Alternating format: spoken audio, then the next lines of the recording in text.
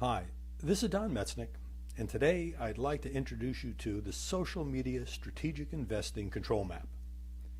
This quick presentation is targeted to business owners who wish that social media didn't exist. But they know they've got to get a handle on it because their competitors are. So today we'll answer the fundamental question, how do I get started? What do I do with social media to make it work for me with where I am right now and the resources that my company has? First, I'd like to give you a glimpse of where we're going to wind up. This is what the Social Media Strategic Investing Control Map will look like when we're completed. You'll notice that it's a 3x3 grid, and you'll notice the red circled areas in the middle of the grid. Well, these represent opportunity, and we'll talk more about the size and where they are on the Strategic Investing Control Map and what it means to you. But first, let's start building the grid. We start with a very simple 3/3 grid. Now, what makes this a little unconventional is the fact that we are measuring three different factors at the same time on what is typically a two-dimensional type of portrayal. But stick with me and you'll see that it actually works. Across the top we have your investment component. So the more you invest, the further right on the grid that you go. Your investment is your cost. It could be dollars, it could be people, man hours, whatever you choose to analyze. Then on the bottom is your classic time measurement. The longer the time taken on social media, the further right you are in the grid. And then finally on the left-hand side, going from top to bottom, your return on investment. Once again, it's whatever you choose to measure. It's your opportunity. Sales, customers, people, contacts, fans, whatever you choose to measure. Let's start fleshing out this grid. The bottom right, in the black box, you'll see the expression dead zone. This is an area that you don't want to be in. And what it represents is the fact that you've spent a lot of time, you've made a large investment, but you've gotten a very small return. Clearly, you don't want to be in this section. Now let's take a look at the upper left portion of the grid. You'll see another black box. It's labeled ideal but unrealistic. It is ideal because it would represent a very high return with a small investment over a short period of time. But it's unrealistic for those reasons. It's going to take some sort of an investment and some amount of time to be able to realize some kind of substantial return. Well, now we're prepared to take a look at some different options for social media strategy. And the first option, and you'll see this in the bottom left-hand portion of the grid, that small red dot, is, for example, to implement one social media object, for example, Facebook. And you can keep track of the different options at the right-hand side under the key section. Now, what this shows is that it would take a very small period of time to implement, probably a very small investment, but correspondingly it'll give you a small return on your investment. So for example, under this scenario, you could say that you have a social media program, when in effect it's really one single object that's not really doing much for you. Clearly, you're going to have to do more.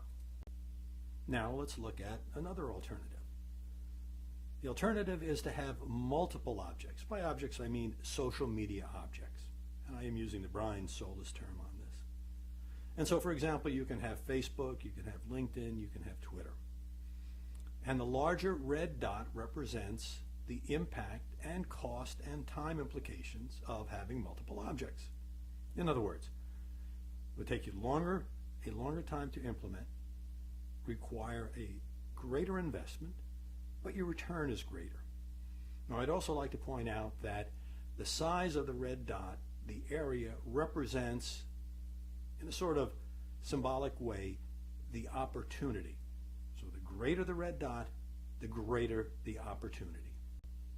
The third opportunity that we're considering would add to the multiple objects that we've already implemented.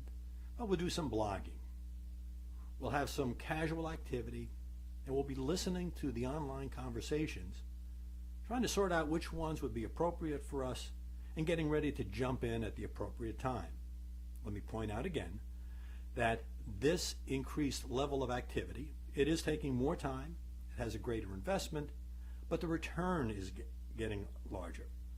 And you can see this symbolically in the greater area of the red dot. The fourth option, you can see it right in the middle of the grid, means that we are becoming a major factor in the social media sphere. Our activity is consistent, we're an active participant, and we're creating content that people want. Now let's look at our fifth alternative. You can spot it very clearly. It's the red circle in the middle of the grid toward the top. And what this demonstrates is a very attractive balance between your return and your investment, both in terms of money, people, hours, and also time, how quickly you can get an effective campaign going. So what I'd like to do is to emphasize to business owners who really haven't gotten into social media yet, is to use this framework to begin to understand the trade-offs that are necessary for an effective social media strategy. There'll be time that you'll have to spend, there'll be an investment that you'll have to make, and your returns correspond to the effort that you put in there. There's a dead zone area that you don't want to be in. You don't want to waste a whole lot of time with no return. And there's also an unrealistic area that you shouldn't be looking for when you get started. So the middle ground is probably a very attractive spot for most small to mid-sized businesses. Thanks for joining me as we introduce the Social Media Strategic Investing Control Map, which is part of the series Social Media for Business Owners Who Wish that social media didn't exist. I invite you to join me on my website, metznick.com, and also to check in on the Biz Owner blog that's dedicated to business owners who are prepared to embrace strategic change to move their companies forward.